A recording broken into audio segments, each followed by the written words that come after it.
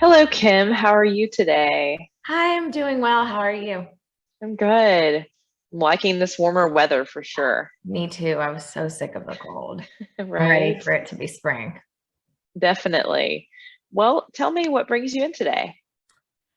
Um, everything's been pretty good.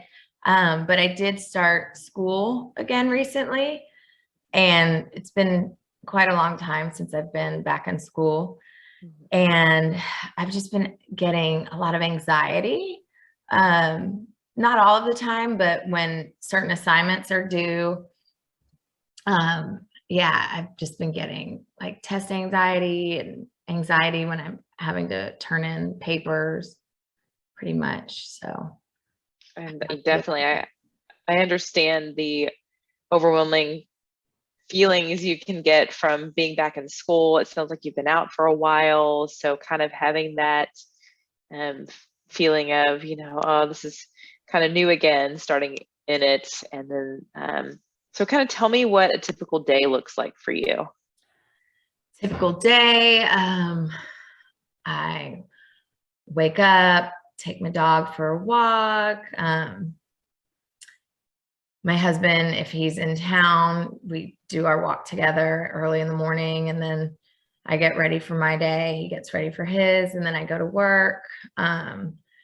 Usually, if I have a break, I'll come home, walk my dog again, get any homework I can get done in that time, go back to work. And, when I get off, I like to take a walk when I get off of work to kind of um, like buffer in between work and the rest of my evening. And yeah, I eat dinner with my husband and just get more homework done. Got it. Lots of reading. Mhm. Yeah. Get in, if I want to get in some weightlifting or something, I try and do that, at least about 30 minutes of activity. So Nice. So it sounds like you have a pretty full day already, yeah. and that you really enjoy being outside, going for walks. So it sounds like you have a really good self-care put into place in your schedule throughout the day. So it's great. So getting back to the anxiety that you're feeling in school right now, kind of tell me a little bit more about what's causing that anxiety. I just find that like if I've got a long paper to write, Mhm. I go in real confident and I'm like, I'm going to get this done. I'm Mhm. prepared, and I start writing it. And then about halfway through, I just start doubting myself, like, oh, is this my best work? Is this going to be good? And then this cycle, just self-doubt starts. And, Mhm. I'm like, oh my gosh, is the teacher going to think that I'm dumb? Or, I want Right. this to be a reflection of who I really am. And Mhm. this might not be my best work, or, Mhm. and I just start stressing about if I'm going to get a good enough grade. And if I don't, then what's it going to take for me to bring that grade up? And this can all be within a matter of several minutes, and Mm. it goes on and on. And I feel like it's getting in the way of my productivity and my mood Right. when I'm doing it. Yeah. So it definitely sounds like you have a lot of self-doubt going on this cycle where, Yes. you'll be going along and then it's just you get in your own head about things. Um, can you tell me any other situations in your life where you've had that happen, where you're confident going in, but then all of a sudden you just start doubting yourself, you start questioning? Um, has that happened before? I don't really know. I can think back to other times in school, like in undergrad, and then also when I went to get my aesthetics license Hmm. after college, because I wanted to open up my own business, which I did, which I still Hmm. have. But yeah, it was pretty much the same when Hmm. I have tests. Oh my gosh, did I do good on that test? I can't wait to Hmm. get my grades back. I have to find out if, I got an A. I want to get all Right. A's. And so, yeah, those are the times really when, I start stressing, or if I don't get a grade back, you know, pretty quickly, then my doubt grows. And I like grades. I like getting graded on things, but yeah, if I don't get the feedback pretty quickly, then I'm just, my gosh, I bet I did bad. Oh, I know I probably missed this question, that question. And I just start kind of, doubting myself, like you said. Okay. So it sounds like a lot of it's related to performance. So you hold yourself to a pretty high standard of performance. And when you don't live up to that standard, you start feeling defeated, or if you think you're not. So kind of situations in your school. So what kind of student are you? I think that I'm a good student. I really enjoy learning. I mean, even when I'm not in school, I'm constantly like, I get curious about a subject and I just start reading everything that I can about it. Right. I like to engage with my classmates and with the teachers. Yeah, I think I'm a good student. But I do focus on, like, I want to graduate with honors, with the highest honors. I didn't last time I graduated. I graduated with honors, but it wasn't the highest honors. And that has always bothered me. Why do you think you feel like you have to be at the highest level? Where do you think that comes from? Because I think that I'm capable of it. And I think that, like, I'm selling myself short, and also that I'm not putting my best self out if my work doesn't reflect that. Got it. So do you feel like that comes from, is that your own self-motivation, or do you feel like there's been things in your life where you felt like other things have made you feel like you failed, or someone else has made you feel like you failed, that has influenced you to want to be the best? I don't think that it's any outer influences. Like, as a child, my parents weren't on me about my homework. They didn't give me much direction when it came to career or school. They wanted me to do good, but I think they just had other things going on. So I always had to motivate myself. And so I put a lot of pressure on myself. And I held myself, to a high standard. And because I realized if I wasn't going to, then nobody was going to. So I think it comes from that. And I think that part of it is a good thing because it does motivate me. But then, it gets to a point when I'm going through all those negative thoughts and stuff, that I kind of feel like it's a waste of time, and I could be getting more done right then, because I want to get it all done, like, in one sitting. Yeah. Got it. So time management wise, how do you manage your time? It says you mentioned your schedule. It's a pretty full schedule. It is. So how do you do that? So I have my planner that I live by. And I like to schedule everything to start early. And so I start early, and then if it's taking me a long time, then I start doubting, I start getting tired, and I just want to power through it. But then it kind of stops me because I'm thinking these thoughts, and then it ends up taking much longer than it needs to be. And sometimes I feel like starting so early may be like a detriment to me, because I keep going back over the same, like, sentences and, just way more times than I should, because I start, overanalyzing everything.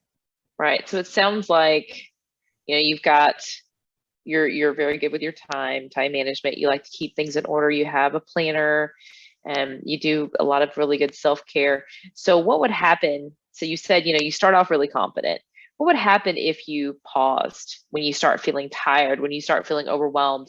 What do you think that would do if you just took a break from it and walked away in those moments when you're just starting to, you just have nothing, and you just kind of get in your head?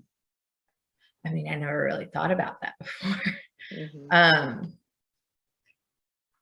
It would probably be a good thing because I tend to start getting really tired.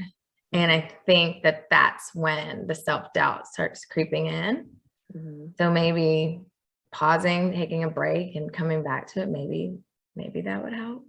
Right. I can't believe I never thought of doing it that. Do you have anxiety about walking away? Is that hard for you to step away from something that you're No, in my normal life, okay? no, that's a lesson that I learned a long time ago that it was Good. necessary. Yeah.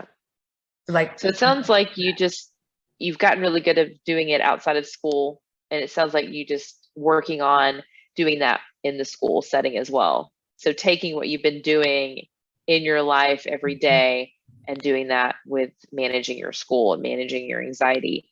Um, and two, I think in those moments, those thoughts that you're having, the self-doubt, the questioning.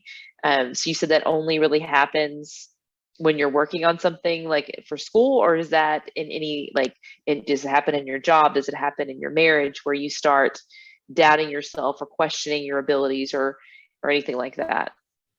and not any that I'm sure at some points, but not anything that I can think of. Like, I think that Okay.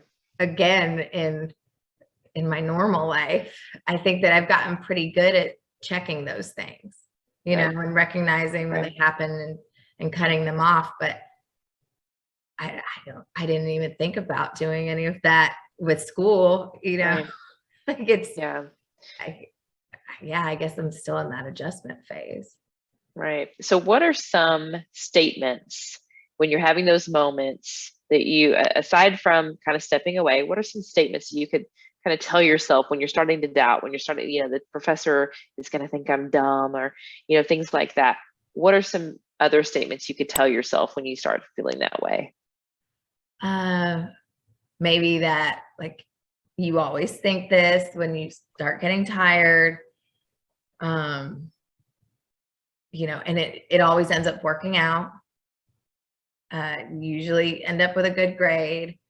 Maybe I can ask myself, what if I did fail? Like, it wouldn't be the end of the world. Maybe I can learn something from it.